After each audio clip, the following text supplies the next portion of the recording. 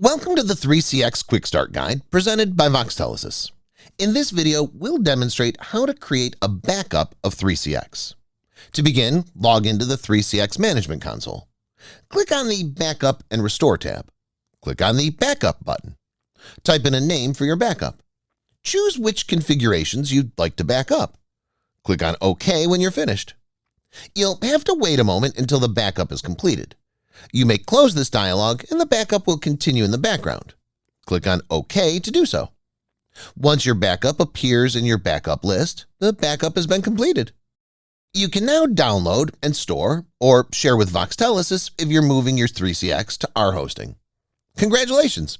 You've successfully created a backup in 3CX. Check back for more helpful videos from 3CX as well as other helpful guides.